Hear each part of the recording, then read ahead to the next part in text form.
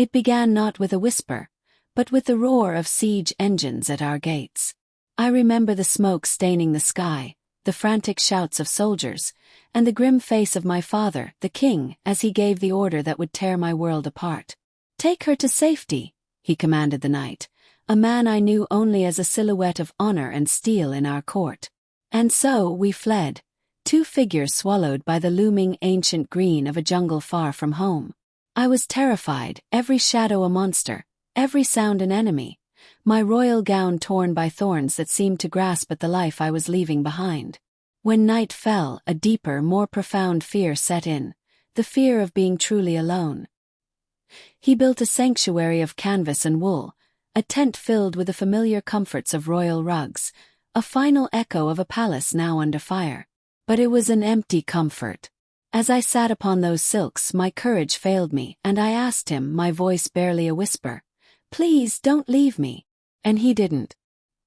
He sat there, a statue of vigilance just beyond the glow of the lantern, his presence a silent vow against the darkness.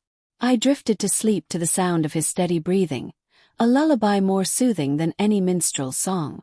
When dawn broke, I awoke to find him still there. His eyes closed not in sleep, but in a weary battle against exhaustion, the morning light etching the fatigue on his stubbled, honest face. He asked if I was ready to continue, and in that moment I saw not just a knight, but a man. The days that followed began to weave a new tapestry of our lives. The journey was no longer a frantic escape, but a shared discovery. We spoke of everything and nothing, of childhood dreams, of fears, of the simple beauty of a sun-dappled path or a hidden waterfall. The rigid formality between royalty and guardian melted away, replaced by shared laughter and quiet understandings. The steel of his armor seemed to soften, revealing the gentle strength of the man within, and my own heart, once caged by duty, began to beat to a wilder, freer rhythm. I found myself noticing the deep blue of his eyes, not just their alertness, but their kindness. And he, I think, began to see past the crown to the freckled girl beneath. We were no longer a princess and her knight, but two souls, adrift in a beautiful wilderness, finding a home in one another. Then the news came, a message borne by a weary traveler. The war was over. The kingdom was saved. And our sanctuary shattered. The return to the castle was the loneliest journey of all. The stone walls, though familiar, felt like a cage. My father's embrace was a chain. I was home, but I had never felt so exiled. And when my father, beaming with pride, presented his plan for my future, a strategic marriage to a prince from a neighboring nation, the walls of my gilded cage slammed shut. I pleaded with him. I confessed my love for the knight who had saved me in every way a person can be saved. But a king sees alliances, not heartbeats.